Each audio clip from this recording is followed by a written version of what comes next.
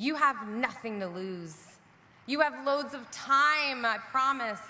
Use that freedom, because your life, it's not going to be determined by your first job or your second, especially because those first jobs, they usually stink, or they're in a city that you don't like, surrounded by people you don't connect with. I went to grad school in San Francisco right after Philly, and immediately knew I wouldn't be settling there. Naked people on bicycles is too much, even for me. Wow, thank you. Thank you so much for that introduction. Thank you to the trustees for inviting me back. Thank you, President Jameson, for having me. Congrats to you on being named full-time university president, a job nobody in the world wants right now. But man, are we grateful for your leadership, and I feel if you just keep your head down, lay low, we're gonna get through this. Congratulations, class of 2025.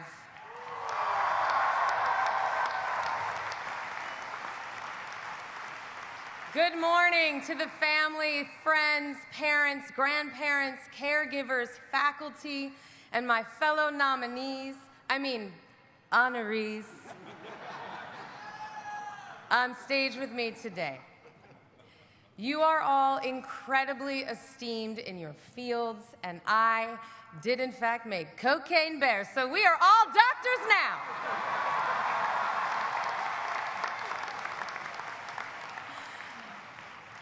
Dr. Howe, in case you missed it, we call you Light Lady, my friends and I. Light Lady over here can literally stop light like a real-life superhero. But yeah, she's Ant-Man. But it's me, Dr. Elizabeth Banks, who's been asked to address you today, presumably because I have been cast as an oversexed alcoholic multiple times. That's made me more relatable to all yous. And because fellow alum John Legend already did it, now he may be an EGOT, but I have 3 MTV Movie Awards. For all you young people, MTV stands for Music Television, so obviously they gave out awards in film. As you know, I am a proud Penn alum. College 96.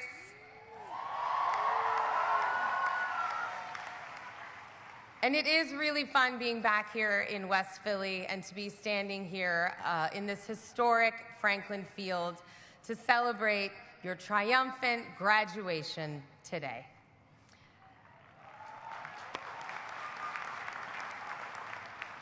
Last night I hit up the Wawa, I walked down Locust, past the dueling tampons, which I heard they might paint white, as if that was somehow less tampon-y.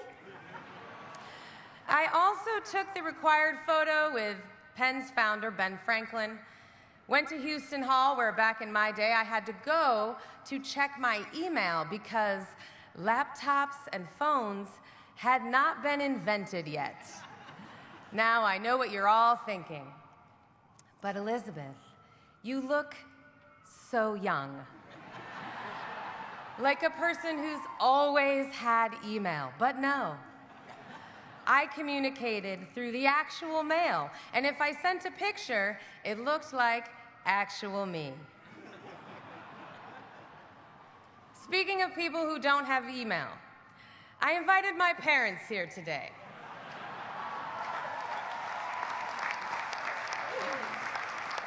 And the last time the 3 of us were in this stadium together, I was sitting where you are, very hungover in my cap and gown, which I wore over a black bikini because it's hella hot on this field. So I know what you're all most worried about right now. How do you pronounce Schuylkill? Will I have to explain to strangers that I graduated from not Penn State? And what will I take away from this experience besides good friends and HPV? Well, I'm going to do my best to tell you, and like my career and our economy, this commencement speech will be a little all over the place. But I am a Penn success story, and since I'm also an actress, I'll just start by talking about me. I was a voracious learner here. I was going to get every penny's worth of my tuition. I learned some Shakespeare and about bias in journalism and why marijuana legalization is good public policy. We knew this 30 years ago. That climate change needs our urgent attention. 30 years ago, Professor Robert Giegengach, RIP, was sounding the alarm on climate. But the most impactful lessons I took away from my time here were not academic per se. They were mostly about adulting. For example, I had a class with a tough professor that met only once a week on Fridays. And because the class was small and met so infrequently, absences were not excused and would result in half a grade deduction. An A became an A minus, and so on. So on for other people. I had an A, obviously. So I went to the professor right away because my cousin's wedding was coming up, and I had planned to drive down with my family on a Friday. No problem, she said, but you'll lose your A. But I was expected to go. I couldn't let down my family, I told her. I promised I'd make up the work. I gave her all the reasons why she should not penalize me, but she stuck to her guns. It's your choice, and that choice has consequences in your life. I mean, it felt impossible what she was asking. My GPA versus my family? How could I choose between the two? I basically gave it the same weight as Meryl Streep deciding which kid to turn over to the Nazis. Meanwhile, she was so blasé about the entire interaction because in her mind, she was an adult talking to another adult, which was honestly news to me. I still felt like a kid, and maybe a lot of you do too. But she was telling me, no, you're an adult, you have agency, which is a really powerful thing to tell a young person. You are in control of your life. And also, you're not entitled to anything, and yeah, that second one, it does kind of suck. In the end, I went to my cousin's wedding, and I took the hit.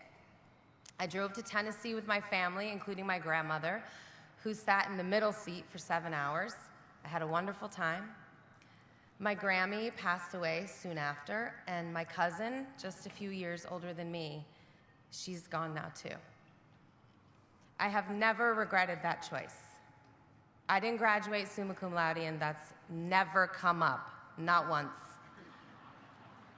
The profound lesson I learned through all this was that our values conflict sometimes, and it's making choices in those moments that help you clarify who you are and what you value in this world. And that's adulting. It's not just cleaning your hair out of the drain of a shared shower or sink, which you should absolutely do. It's the series of decisions you make when your values conflict, GPA or family, creativity or security, loyalty or personal growth, love or money. Your path is guaranteed to be paved with these decisions.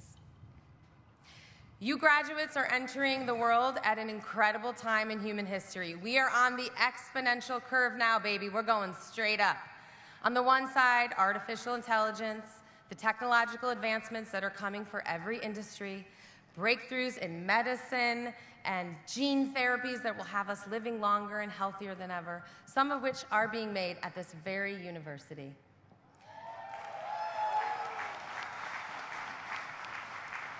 Meanwhile, on the other side, we have income inequality, climate change, and fascism straight up. So your generation must root out and continue to solve the real problem in this world. And let me tell you, it has nothing to do with the color of our skin, the ability of our bodies, the gender on our birth certificates, or what religion we practice, and everything to do with money. The real division in this country, in this world, now more than ever, it's economic. And to be clear, There's plenty of money. It's just concentrated very, very, very far away from the bank accounts of most people.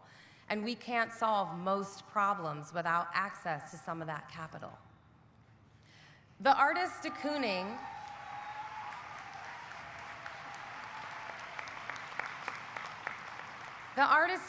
said the problem with being poor is that it takes up all your time. I came here as a scholarship kid. First gen, loaded up with Pell Grants, work study, which is actually quite isolating. I never went on a spring break. I never studied abroad. I never had an unpaid internship. I needed all my time to be billable.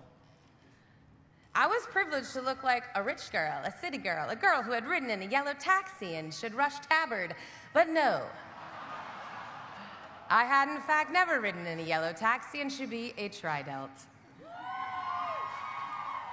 I found a rusted 10-speed bike in the basement of the frat house, tuned it up, rode it around for 3 years, and left it unlocked on 40th and Irving the day I graduated. Why was I in the basement of a frat house? You know why. The point is, I didn't come to Penn to pursue a career in the arts. I came here to use the best tool for class migration that's ever existed, higher education.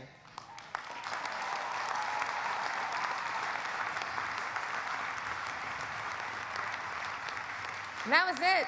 It was a low bar. Be employable, hopefully well paid.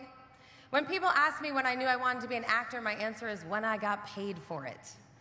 Was I passionate about it? Sure. Did it bring me self-esteem and joy? It did. But I was practical, pragmatic. But during my time here, I began to think differently. I was in control of my life. And I was working hard to build the confidence, the life skills, the connections, and the grit to believe success at anything I devoted myself to was possible. Now, some of you know this already, but for those who don't, today represents an amazing achievement for sure. But what you're all getting today is not just a diploma, but a safety net. And I don't just mean the Ivy League degree. Nobody here, not a single one of you, got to this ceremony alone, me included. Somebody encouraged you, loved you, bandaged your skin knee, fed you, taught you. All of that support, that's your safety net too. And your job from here on out is to pursue anything and everything that scares you with absolute vigor because you have that safety net. Here's what I did with mine. Yeah, good job, parents. When I got accepted to drama school to pursue an acting career, the most impractical dream there is, despite a prohibitive cost, I went. And after drama school, when I went to New York City and got offered a 2-year contract on a soap opera that would have paid all my student loans and then some, I said, you know, if I can get that today, I'd like to see what I can get tomorrow. Because money was suddenly a value I didn't always have to choose. I could invest in myself.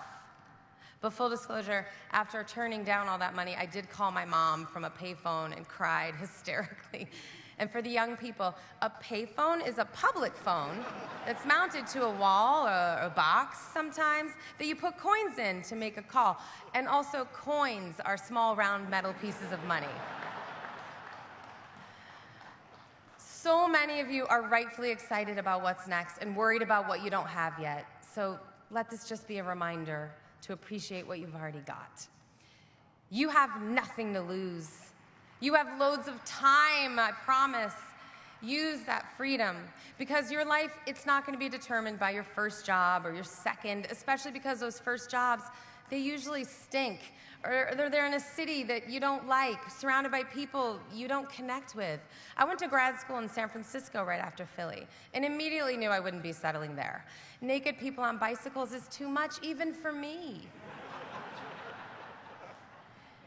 You will need to keep expanding the idea of who you are and what you can be. And let me reassure you, there is no pie. You all left incredibly competitive high schools to enter this incredibly competitive university or graduate program, and you're about to enter the incredibly competitive job market, so I can understand why you believe that life is a zero-sum game, that there's only so much opportunity to go around. And if one person takes a bigger slice, everyone else has to take a smaller slice, and the total size of the pie remains the same. And that is true with actual pie. But not with life, not with opportunity. So my advice to you is, as much as possible from here on out, take yourself out of that mindset. Nobody knows about competition better than an actor. At any given time, 98% of professional actors are unemployed, like federal workers. So when I didn't get my slices of pie, and there were lots I didn't get, I baked my own. In fact, I made cupcakes, cookies, brownies too. Is this a confusing metaphor? Yeah, kinda. It maybe sounds like I was baking all the time, but also couldn't afford the ingredients. So what I mean is this. I used my agency to create my own opportunities. Rather than wait for those great acting gigs, I started producing, writing, directing, hosting a game show, becoming an investor, an entrepreneur, podcasting. Was this all in response to overwhelming disappointment? Yeah. Failure is a great motivator. And what's better, all of that made pie for other people too. I created jobs and opportunities for others by selling ideas for TV and movies, like the Pitch Perfect films inspired by my time, right here. You can ask Ken Masala, who sang in Pitch Perfect 2.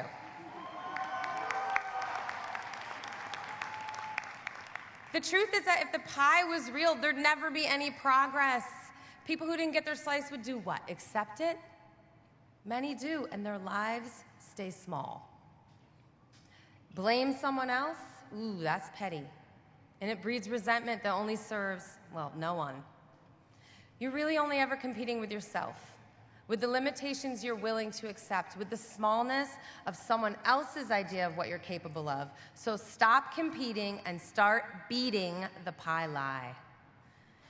If Jackie Robinson believed there was only so much baseball to go around, we wouldn't have the MLB we have today.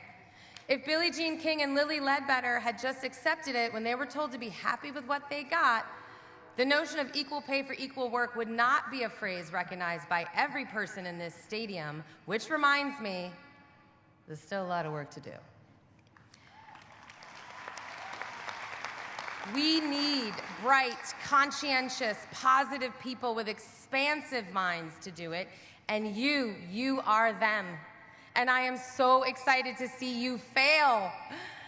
That's right. You will fail to get exactly what you want at some point, and that is your best opportunity to clarify what it is you really want and pivot if you have to. You've got the safety net to do it. No, but I need this thing, you'll say. But in that single-minded pursuit, you will risk ignoring all the other opportunities waving at you from the periphery. So at every perceived failure, look inward and ask yourself, what are you really after? Is it money, admiration, flexibility, credibility? Get real with yourself and figure out how to get it some other way, your path. Create, collaborate, build, join. In my industry, we like to say, rejection is protection. In time, I always came to see why I didn't get the part. I'm not Legally Blonde's Elle Woods, but I am the Hunger Games' Effie Trinket.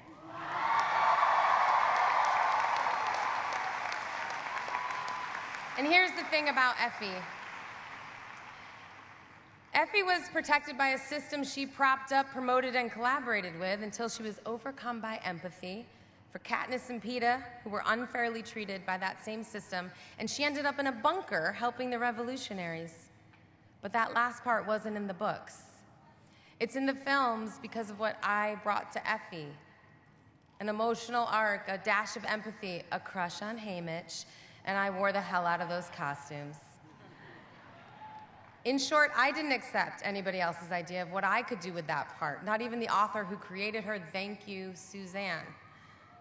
I took my opportunity, my little slice of pie, and I did more with a limited role, which rewarded me not only with a better part, but 6 years of guaranteed work that meant I could afford to start my family and pursue a directing career. In short, I built myself another safety net. So be on the lookout for them and use them wisely. Benjamin Franklin himself did not dream this big when he founded this place. He laid out some ideals, and each successive generation has improved upon them. Penn is a place of progress. I am that progress. A working class girl whose parents didn't go to college, who waitressed for a decade, who persistently built her success with hard work, guts, a cup of ambition, and whatever else Dolly Parton sings about. And if you don't get that reference, young people, please watch 9 to 5, as it's hilarious, sadly all too relevant today. Class of 2025, you are that progress now. Harvard has her crimson and Yale her colors too. But dear old Pennsylvania has her red and blue and every other color too. And we are better for it. And it is the future. Because the problems of this world, that exponential curve, it will take all of us, everyone, to solve them. So we need to spread the wealth. We need to invite more people to the solutions party, not less. All right, I've got two more quick things, and then we're all going to go day drink.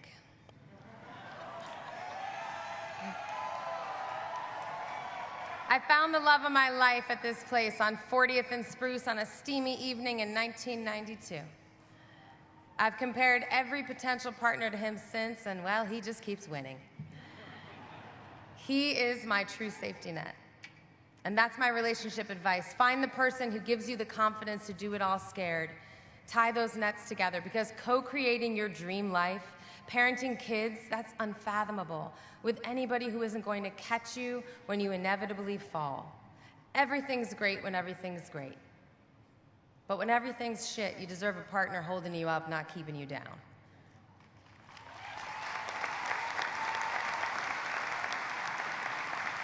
And finally, you're gonna make mistakes, and you deserve to learn from them. They shouldn't derail your hopes and dreams, which is why the last thing I want to leave you with is this. The biggest derailment to the future you want to build is irresponsible ejaculation. Now, I know all the doctors on this stage with me agree that that is the cause of all unwanted pregnancy. You, all of you, women and men, you deserve to be able to determine whether, when, and with whom you become a parent, which is the greatest responsibility you will ever undertake. So remember to wrap it up. Keep abortion legal. Trust me, access to reproductive health care is the ultimate safety net. Not only does it save lives, it is your insurance policy to a fun, healthy, successful, liberated, relationship-positive life that I know you have all worked so hard for, pun intended. Congratulations, Quakers, class of 2025. Thank you, and may the odds be ever in your favor.